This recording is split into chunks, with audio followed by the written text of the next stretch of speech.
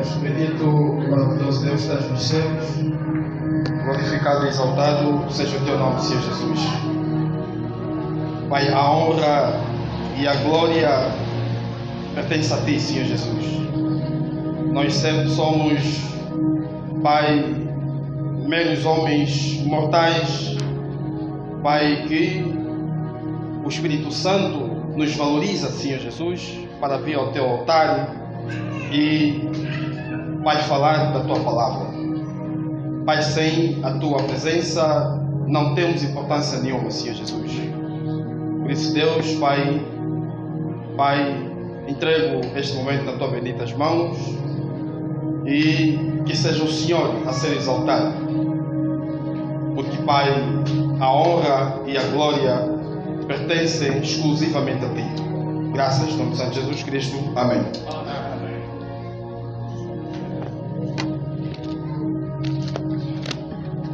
Aleluia. Amém. Aleluia. Amém. Bom, irmãos, podem tomar assento em nome de Jesus.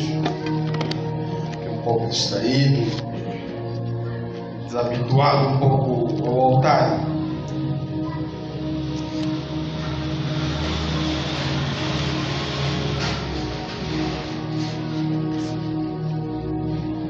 Bem, irmãos, hoje, à semelhança dos outros pregadores, vamos falar um pouco acerca da palavra de Deus. É o propósito que nos traz cá. E a linha da continuidade é a mesma, porque o propósito do Evangelho de Cristo é a salvação de nossas almas. Aleluia. De Gênesis a Apocalipse, tudo que é tratado,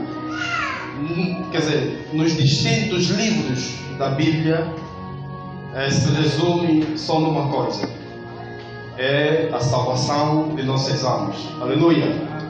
Então não há uma forma mágica ou extraordinária de pregar a palavra, porque a palavra fala do amor de Cristo, fala de quando o homem se encontrou na condição precária e Deus, Criador dos céus e da terra, não poupando esforço, doou o seu Filho amado, Jesus Cristo, para que viesse morrer a nosso favor. Aleluia. Amém. Por isso aqui em São João 3,16 a Bíblia diz que Deus amou o mundo de tal maneira que deu ao seu Filho unigênito, para que todo aquele que crê ou crê nele não morra, mas tenha vida eterna. E quando é que passamos a ser eternos? Passamos a ser eternos desde o momento que aceitamos Cristo como Senhor e Salvador de nossas vidas. Aleluia. O ser eterno não é contabilizado em termos temporais neste corpo físico. Não, é eterno num sentido espiritual. Porque esta carne, até a terra onde nós estamos, a dado momento há de passar. Aleluia. Amém. A Bíblia diz que os céus da terra passarão, mas as minhas palavras nunca hão de passar. Porque a palavra é Cristo. A palavra é Deus que se fez carne e veio habitar entre os homens. Então, a coisa mais valiosa não é na face da terra, não é algum recurso mineral, algum recurso fóssil, como petróleo que nos sai da terra. Não é? O bem mais valioso, não é? Para Cristo é o próprio homem. Não há nada que transcende, não é, o valor do homem que não seja o próprio homem. Por quê?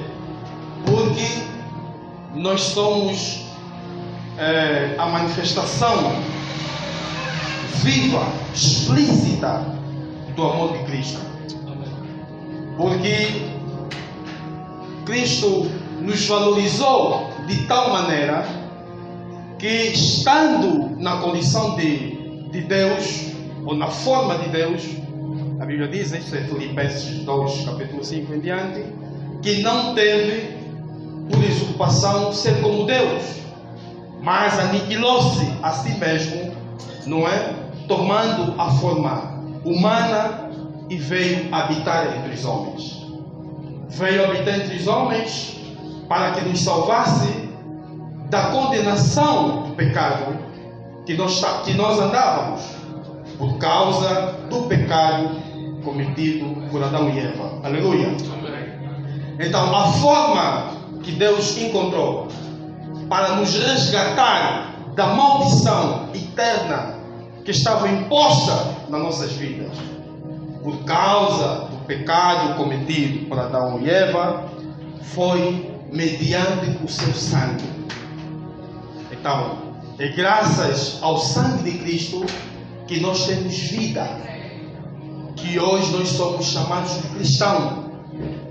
Ou seja, em outras palavras, desde o momento que nós aceitamos Cristo como Senhor e Salvador de nossas vidas, passamos a ser perfeitos, passamos a ser santos.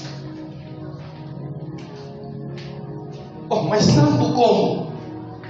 Falhamos, pecamos, sim, mas mesmo pecando, nós não deixamos de ser santos, desde que eu, estando em falta, eu consiga reconhecer os meus pecados e imediatamente pedir perdão a Deus. Aleluia. Este procedimento é de um homem correto, é de um homem perfeito, é do homem santo, que tem sensibilidade quando falha com Deus, quando extravasa-se um pouco dos seus limites, e sendo espirituais, então muito rapidamente conseguimos perceber quando é que nós falhamos. E se não tivermos esta sensibilidade de cada um por si mesmo perceber quando falhou, então isto é grave. É grave por quê? Porque as consequências, não é, das nossas falhas, por negligência, por, vamos lá, premeditação em Cristo Jesus, muitas das vezes a punição não é imediata. Porque o Evangelho de Cristo não é coercivo no ponto de vista físico. Ou seja, o Evangelho de Cristo, ela não pune o homem de forma automática quando comete.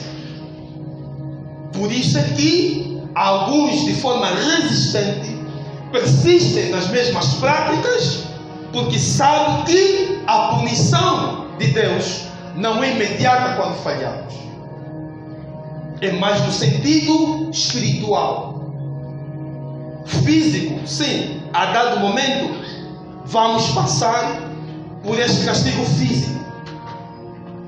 Por que a igreja está assim? Vamos lá, vazia. Entre aspas.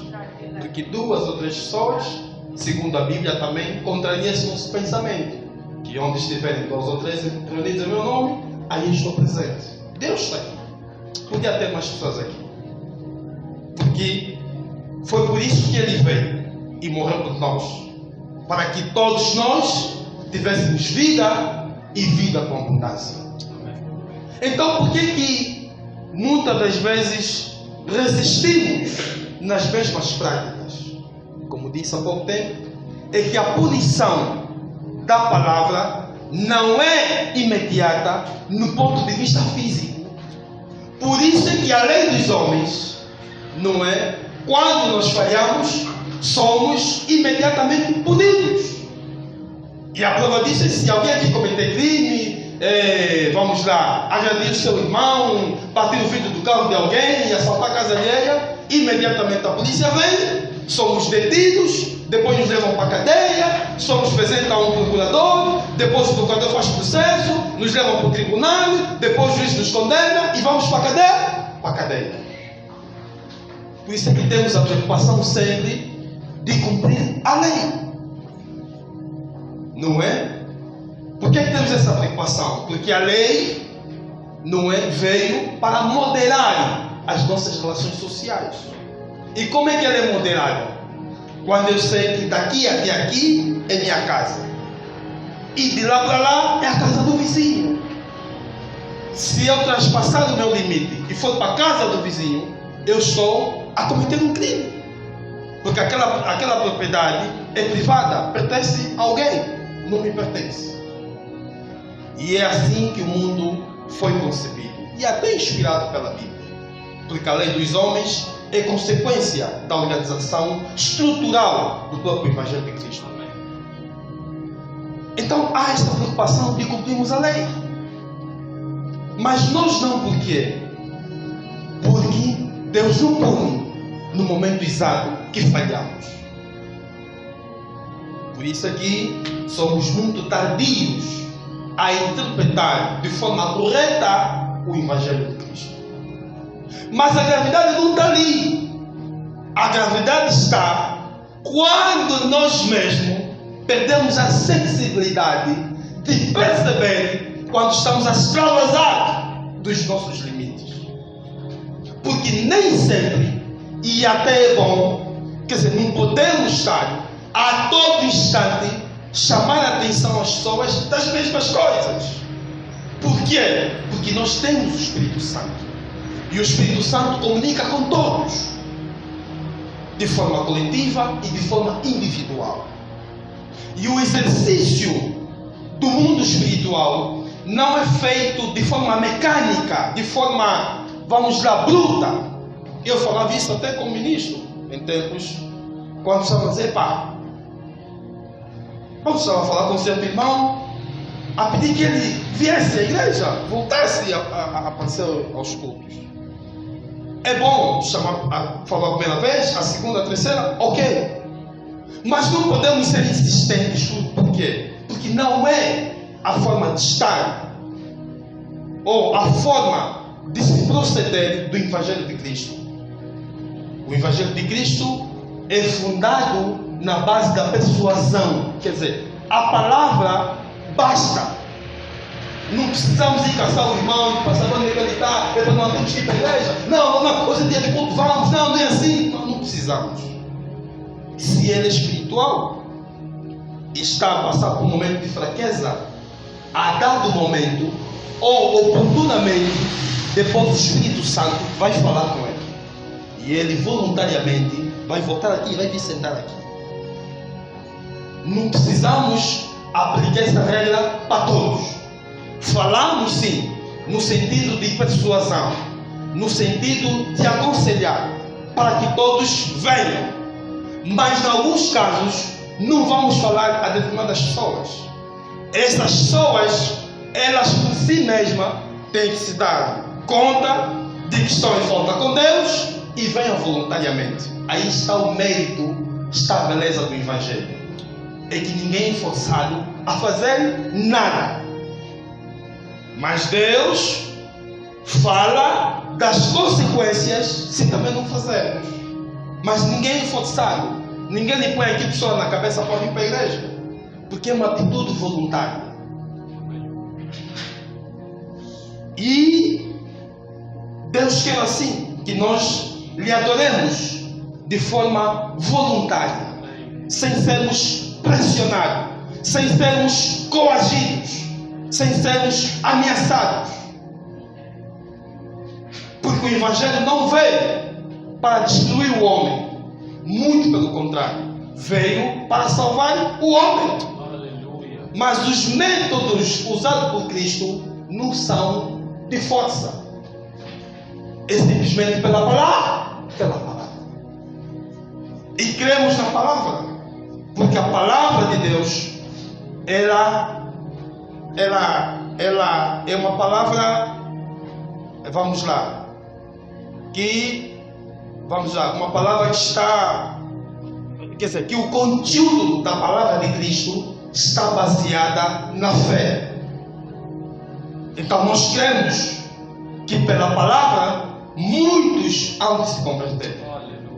Porque a palavra tem este caráter. Confronta o homem no sentido negativo, de que ele está errado pelo fato de não andar segundo a vontade de Deus, mas também no sentido positivo, não é? No sentido de que, mesmo ele estando em falta com Deus, ainda assim a própria palavra diz que ele é útil para Deus. Isso é que diz em Mateus 11:28, o que é que diz? Vinde a mim, todos estáis cansados e oprimidos, eu vos aliviarei. Tomai sobre vós o meu jugo e aprendei de mim, que sou manso e humilde de coração. E depois diz que e encontrarei descanso a vossas almas. Então, quer dizer, a palavra de Deus tem essa dupla função. Nos confronta pelo fato de que estamos em falta com Deus, mas, quer dizer, em contrapartida, também nos motiva a vir para a igreja, porque Deus faz ver o quão importante nós somos para Ele. Então, falar do valor da vida humana ou de uma pessoa, olhamos sempre para Cristo. A Bíblia diz que Cristo é o autor e consumador da nossa fé. E um dos maiores escândalos que acontece dentro das igrejas, e às vezes, vamos lá, a nossa estrutura humana às vezes nos faz sempre levar para os pecados sexuais, que são também graves. O homem casado adulterou, alguém fornicou, é grave também. Consultou a casa de madeiros, por aí fora, tem também a sua gravidade. Mas um dos maiores escândalos no sentido de gravidade e de consequências irreversíveis à nossa vida é quando nós escandalizamos uma ovelha no sentido de se perder. E perder, passo a repetição, o interesse pela palavra por causa de uma conduta indecorosa minha. Isto é que é grave.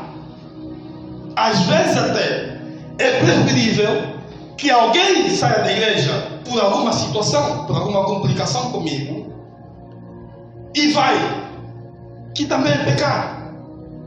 Porque nada, qualquer confusão aqui, não pode ser pretexto para ninguém para abandonar Cristo. Mas vamos pensar que seja assim. Pronto, me compliquei com o irmão aqui, eu fui-me embora. Estou chateado com o irmão e vai, sai da igreja. Em alguns casos até, o próprio Espírito Santo, quer dizer, é um pouco mais condescendente com esta pessoa do que com aquele que por alguma conduta indecorosa escandaliza um irmão ao ponto de perder o interesse pelo Evangelho. Isto é crime.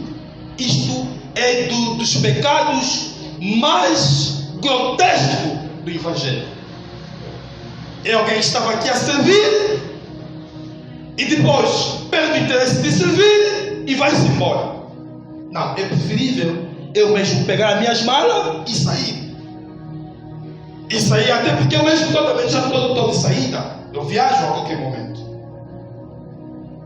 Mas com esse sentido de procurar fazer bem as coisas em Cristo, para que as consequências do que eu fizer bem hoje, quer dizer, possa posteriormente aparecer. Ou seja, mesmo não estando aqui fisicamente com os irmãos, mas eu saio em paz, porque no pouco tempo que eu tive, procurei ajudar o avanço da obra de Cristo. Porque um dos maiores insucessos que nós podemos eventualmente causar nas nossas vidas é quando manejamos mal a palavra. Porque às vezes o espírito de mercenarismo já entrou em nós de tal maneira somos tão experientes a pregar, a falar do Evangelho, a manusear a Bíblia, a falar com um irmão, a pedir que o irmão venha para a igreja, seja lá o que for, e perdemos aquelas substâncias mínimas que nos fazem, quer dizer, que nos conectam com o Espírito Santo quando nós excedemos um pouco ou ultrapassamos a linha vermelha. Quando atingimos esse estádio, é perigoso. Então, o escândalo, no verdadeiro sentido da palavra, é atrofiar, é fazer desacreditar o irmão a importância que o Evangelho tem para a sua vida. Isso é crime. É das coisas que nós recomendamos mesmo criar inimizade. Porque de outro jeito, estamos aqui a brincar, estamos aqui, não estamos a ser sérios com a palavra de Deus. Temos que ser conscientes dos nossos procedimentos como filhos de Deus. Vamos falhar sempre, isso é inevitável. Vamos pecar a dado momento, isso é inevitável. Mas o inevitável ou o intolerável é não termos a sensibilidade, a gentileza de quando falhamos, rapidamente pedirmos perdão e corrigir os nossos erros de forma a não, vamos lá, a não induzir pessoas que não têm habilidades de perceber determinados problemas dentro da igreja a se perderem de forma definitiva. Isso é uma cicatriz muito grande que, se alguém a dado momento fizer isso, é preciso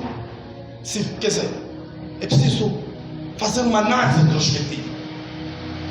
Porque quando a Bíblia fala do pecado contra o Espírito Santo, a Bíblia fala no ponto de vista genérico, no ponto de vista geral.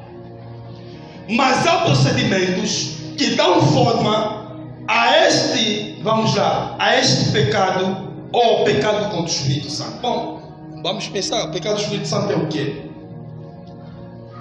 É dizer que Jesus Cristo não é Deus? Sim, também é uma possibilidade. É mais o quê? Dizer que Jesus Cristo vem em carne e osso? Sim, também é uma blasfêmia contra Deus, porque ele veio realmente.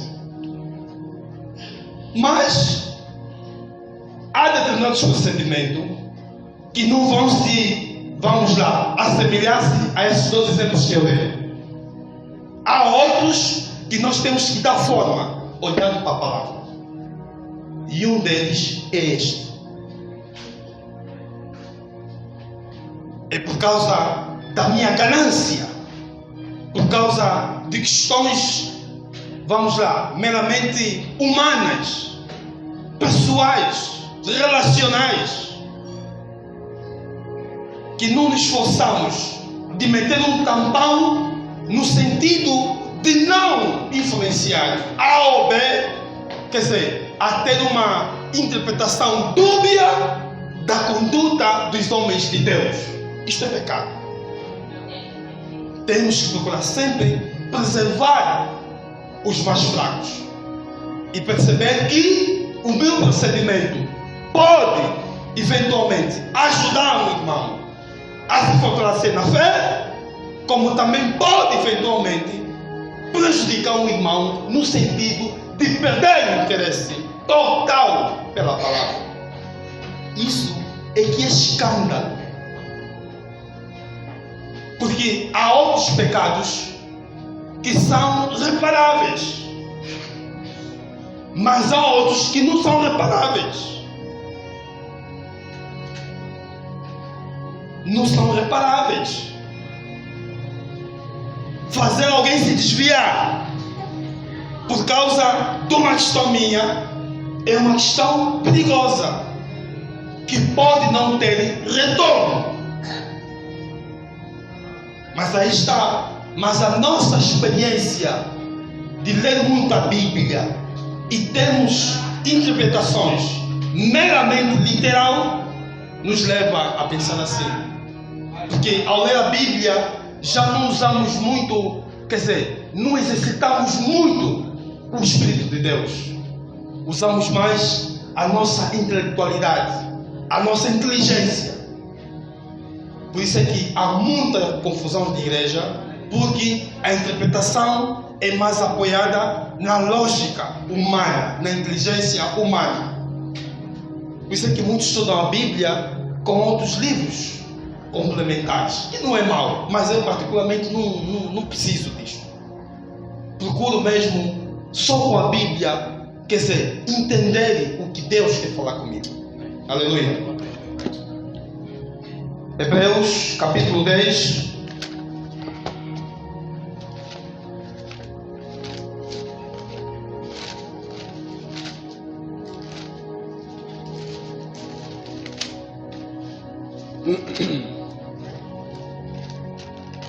Hebreus 10, 29. Quer dizer, 29 não, 28. Diz o seguinte: quebrantando alguém a lei de Moisés, morre sem misericórdia, só pela palavra de 2 ou 3 testemunhas. De quanto maior castigo, cuidais vós, será julgado merecedor aquele que pisar o Filho de Deus e tiver do profano o sangue do testamento com que foi santificado e fizer agravo ao Espírito da graça. De quanto maior castigo, cuidais vós, será julgado merecedor aquele que pisar o Filho de Deus e tiver do profano o sangue do testamento. Aleluia. Quer dizer, o que está aqui a dizer em outras palavras? E às vezes conhecemos um pouco muitas coisas da Bíblia. O ser humano tem uma correlação com Deus, no sentido de quer dizer, quem nos valorizou, quem nos deu importância e o mérito de sermos chamados filhos de Deus é o próprio Deus, mediante o seu Filho Jesus Cristo, que veio morrer a nosso favor. Então, quando aceitamos Cristo como Senhor e Salvador de nossas vidas, nós automaticamente, quer dizer, fizemos parte do próprio Cristo. E quem afronta contra nós de forma implícita, afronta contra Deus.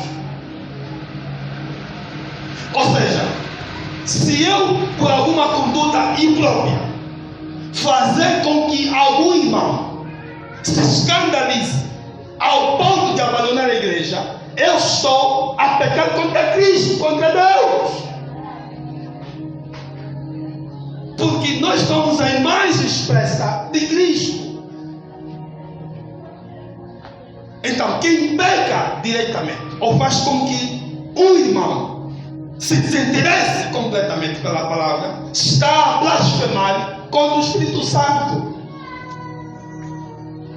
Também é uma forma de pecar contra o Espírito Santo. Porque na verdade não estamos só a ver o irmão ali.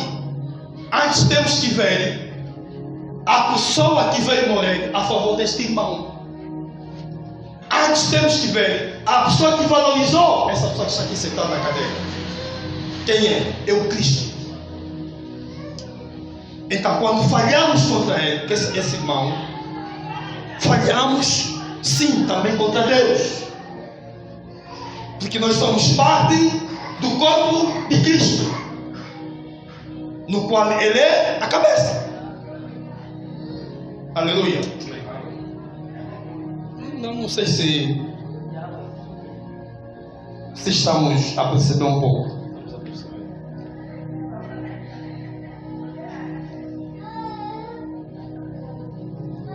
Mateus capítulo 18, versículo 6.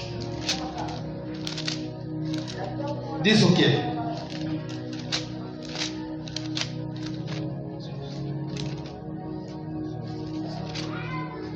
Diz que, mas qualquer que escandalizar um destes pequeninos que creia em mim, melhor de fora, e se lhe pendurasse ao pescoço uma mão de azenha e se submergisse na profundeza do mar. Ai do mundo, por causa dos escândalos, porque é necessário que venham escândalos. Mas ai daquele homem por quem o escândalo vem. Quer dizer, a Bíblia está aqui dizer, em outras palavras, quer dizer, arranjou-se uma forma que aquela pessoa, que eu já estou aqui a explicar desde o princípio, que por causa do comportamento dele, fazer com que um irmão aqui na igreja desista. Quer dizer, a Bíblia está aqui a descrever uma forma assim, quer dizer, uma forma imaginária de como punir essa pessoa. Quer dizer, é que a punição é tão severa que ele até está a dizer aqui, veja só, é Evangelho, é a palavra de Deus. Está a dizer que melhor lhe fora que se lhe pendurasse ao pescoço uma mão de azenha e se submergisse na profundeza do mar. Está dizendo outras coisas, quer dizer, ele até de amarrar uma corda, pegar uma rocha, amarrar na corda, depois ele ir no mar e se atirar, quer dizer, para minimizar um pouco o efeito da maldade dele. Porque é uma punição, é um castigo que não se, quer dizer, que não se explica de forma correta. Porque é um tamanho pecado, é um pecado incomensurável, quer dizer, é um pecado que não se mede, não tem medida. Por isso é que ele também foi muito longe num castigo para essa pessoa. Quer dizer, ele deu amarrar uma corda no pescoço e lá tiram só no mar. Ainda assim também é mínimo. Quer dizer que a punição podia ser mais. Mas ele também não encontrou palavras. Aleluia. Então, isto é que é escândalo. Não pecamos tantas vezes de olhar porque o irmão às vezes roubou, o irmão mentiu, o irmão... Sim, são falhas, são pecados, sim, é condenável. Mas é daqueles pecados que quando a pessoa se arrepende, então automaticamente é restaurada esta falha. Mas há outros que não há restauração. O que há às vezes entre nós é o sentido humano, relacional, pessoal, de amizade. Às vezes fala mais alto que a interpretação correta do Evangelho. Isto também é um ato de corrupção. Por quê? Porque elevamos mais a nossa amizade, o nosso amiguismo e fizemos vista grossa na interpretação correta e da punição adequada em detrimento de algum comportamento nosso. Também pecamos por isso. Porque às vezes queremos parecer mais misericordiosos, mais bondosos do que a própria palavra. Em alguns momentos a palavra diz mata. Mas nós não, pai. Também não é bem assim, meu. Nós somos nós temos Espírito Santo, não mata só, não bate só um pouco, mas não mata. Bom, mas a palavra está dizendo que mata. Ou seja, o rigor,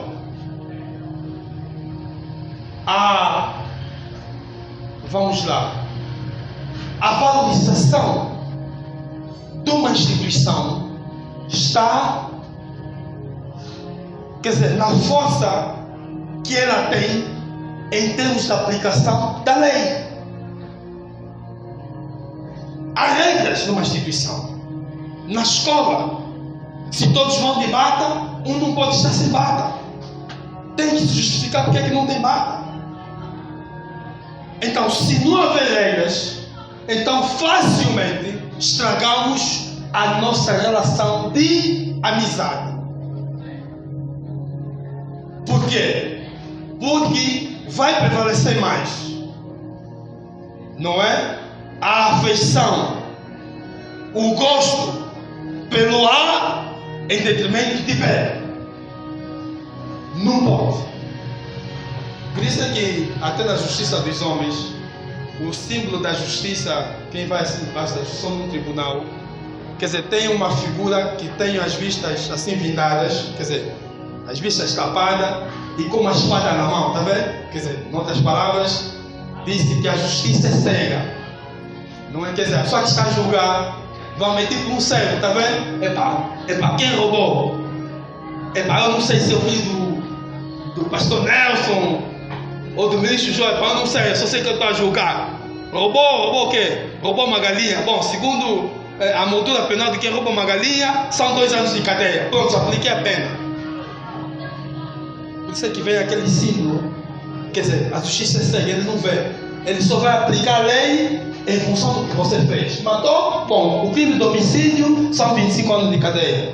Fez o que? Roubou? Bom, crime de roubo são 2 anos de cadeia. Fez o que? Violou? Bom, crime de violação são 3 anos de cadeia. E assim se respeita a instituição. Há procedimentos, há atos que não podemos aceitar na igreja. A igreja é um sítio de paz, é um sítio de ordem. Não pode haver tendência divisionista dentro da igreja. Não se pode. Isso é mal, isso é muito medíocre, isso é muito baixo. Podemos admitir isso sim. Na empresa, no serviço, lá na escola, eu sou com aquele colega, mas na igreja não. Na igreja não. Por isso é que a sociedade diz que a igreja é a reserva moral da sociedade. Se nós como igreja falhamos nesse procedimento, então nós somos exemplares da sociedade. Pastor violou, mas como é que o pastor viola? Pastor tem 2 mulheres, como é que o pastor tem 2 mulheres?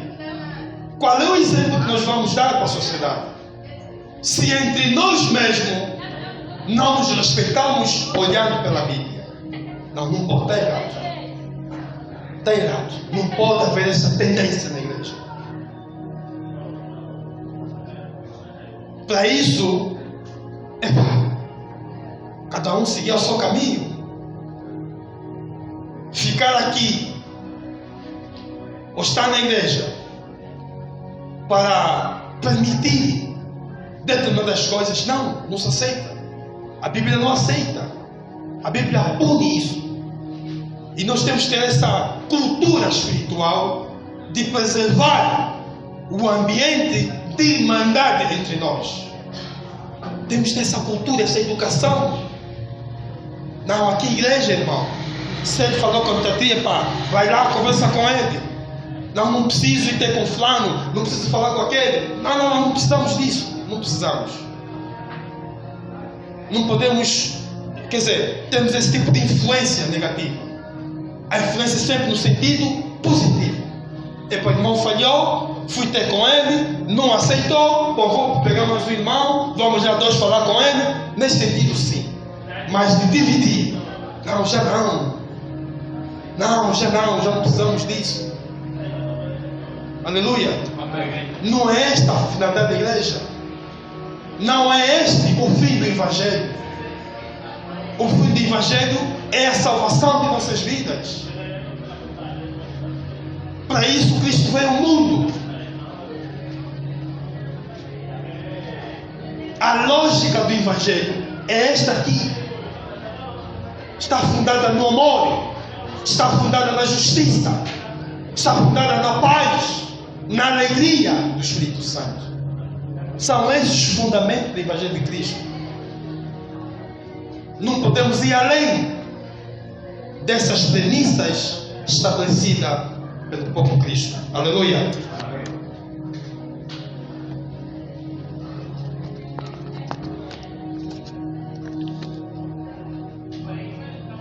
São João, capítulo 21.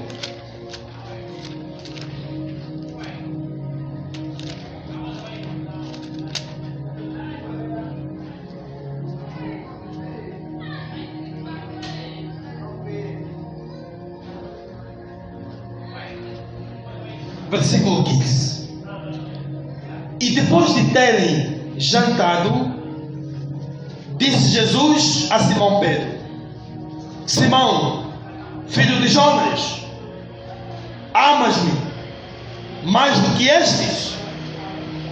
E ele respondeu: Sim, Senhor, tu sabes que te amo. Disse-lhe: apacenta os meus cordeiros. Tornou a dizer-lhe segunda vez: Simão, filho de Jonas, amas-me? Disse-lhe: Sim, Senhor, tu sabes que te amo. Disse-lhe: apacenta as minhas ovelhas. Disse-lhe terceira vez: Simão, filho de Jonas, amas-me? Simão entristeceu-se por lhe ter dito terceira vez: amas-me? E disse-lhe: Senhor, tu sabes tudo. Tu sabes que te amo. Jesus disse: apacenta as minhas ovelhas. Aleluia. Não sei se os irmãos perceberam. Quer dizer, o centro das atenções na congregação, ou, em outras palavras, o recurso e único, mais valioso para Cristo, é o irmão. És tu. Somos nós. Então, Jesus estava a fazer ver a Pedro o cuidado que devia ter no sentido de apacentar as ovelhas. Por quê? Porque é a marca indelével, é o testemunho vivo daquilo que Cristo veio fazer na terra. Ou seja, Ele veio morrer por nós. E nós somos o exemplo de que Cristo existe e morreu a nosso favor. Ou seja, não há nada mais valioso que os irmãos aqui na igreja. As cadeiras, o microfone, o púlpito, as chapas, tudo, o ar-condicionado é dispensável. Porque Cristo não morreu por essas coisas. Cristo morreu a favor de nossas vidas. Então nós somos o ativo mais importante para Cristo. E ele fala em Salmos 49, acho que é aí versículo 8, de que ainda que tivéssemos que juntar todos os recursos valiosos da terra, não chegaria ao valor só de uma pessoa. Porque o valor de uma vida está intrinsecamente ligado a Cristo. As pessoas não percebem isso. Quer dizer que Cristo nos deu um valor quase correlacional, quase proporcional a Ele mesmo. Por isso é que no princípio em Gênesis, todas as coisas Ele fez ou criou usando a palavra. Mas a nós Ele teve o cuidado de usar as próprias mãos para fazer o homem.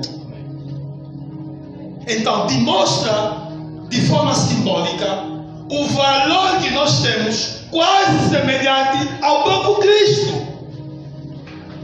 Por isso é que ele diz que nós seremos co-herdeiros, ou seja, somos co-herdeiros de Cristo, do reino que é mesmo dele.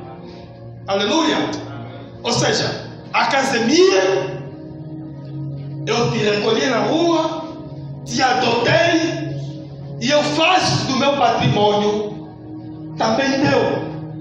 Ou seja, eu me retiro do lugar onde eu estava como dono absoluto e me ponho na tua posição e nós dois herdamos aquilo que é meu. Mas por graça e misericórdia também fez teu. Aleluia.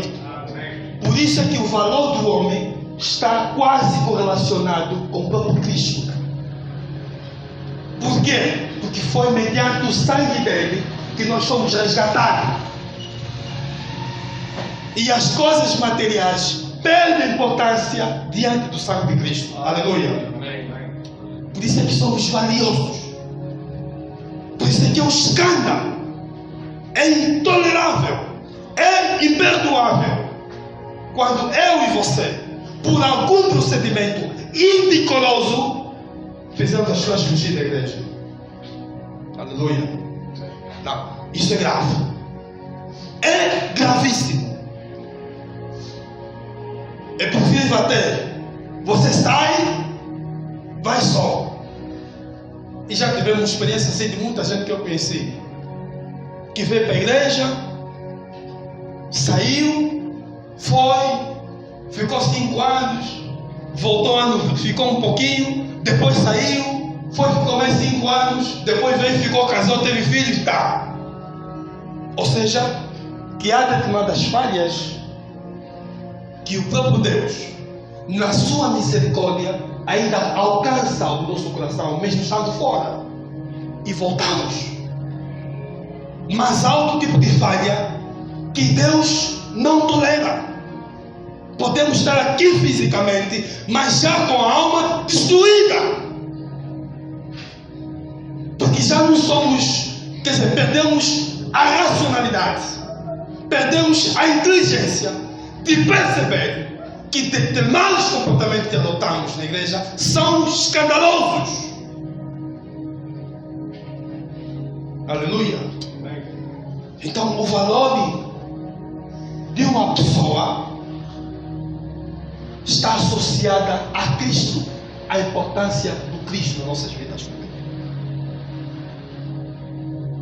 Por isso que a Bíblia diz que há alegria nos céus quando o quê? Uma alma se converte.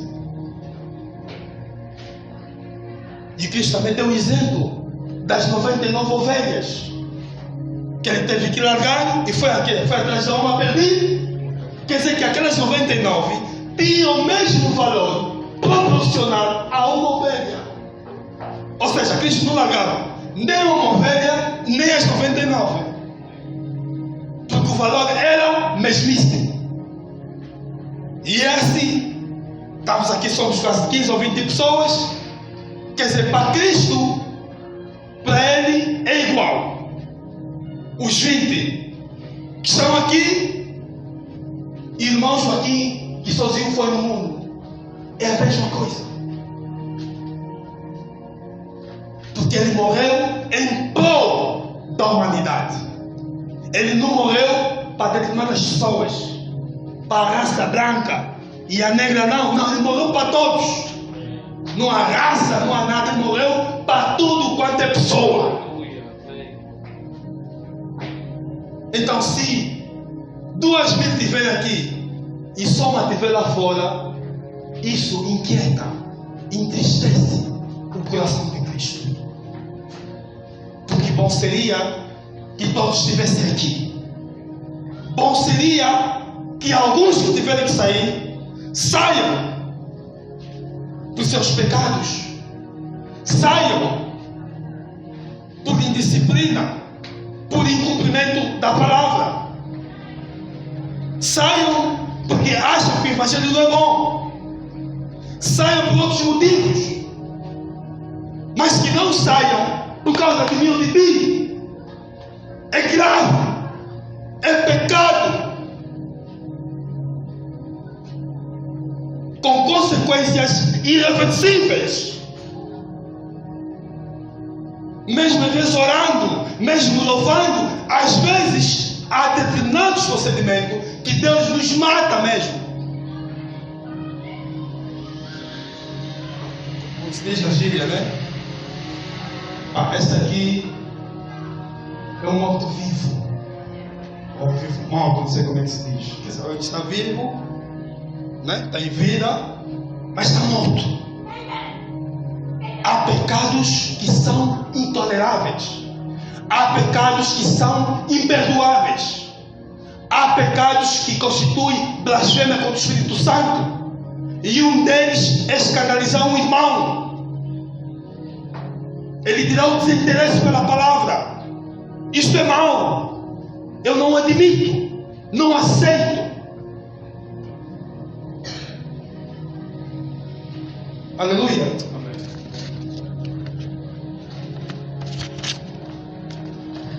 Vamos terminar.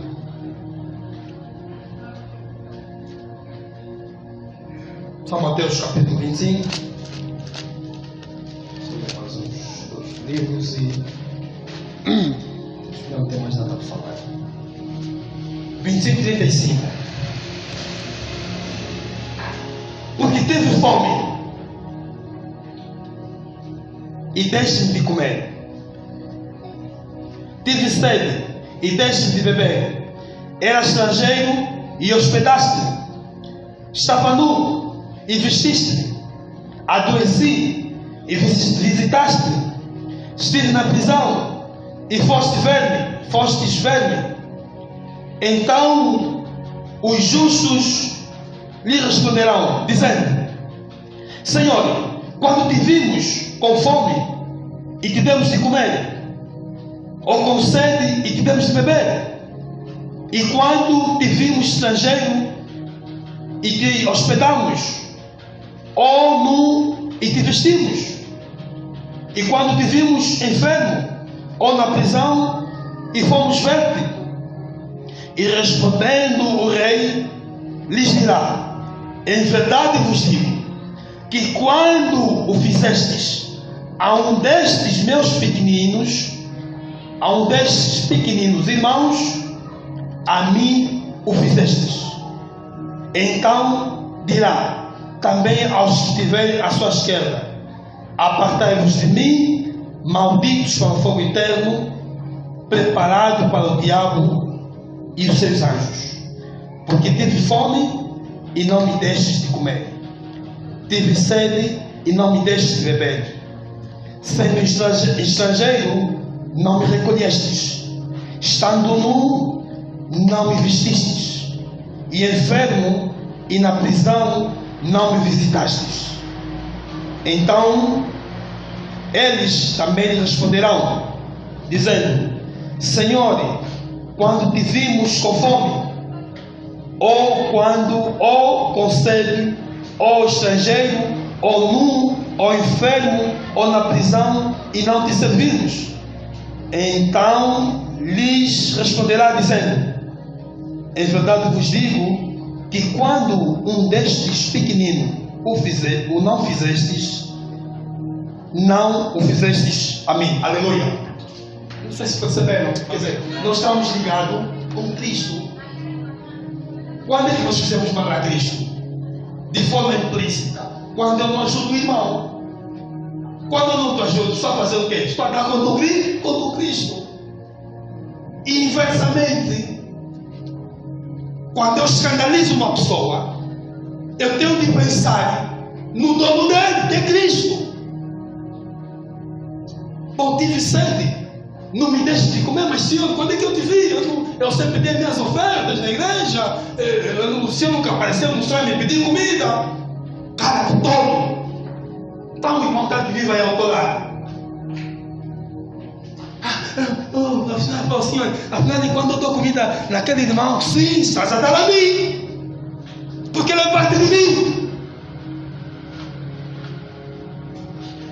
O que lhe fazes bem, a mim me satisfaz. Quando você me faz mal, a mim também me faz mal.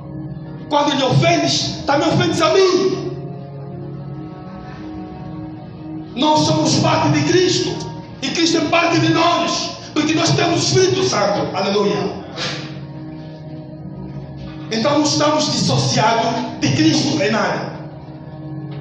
Cristo está em nós, nós estamos em Cristo. Cristo está na igreja, a igreja é de Cristo, a igreja está com Cristo.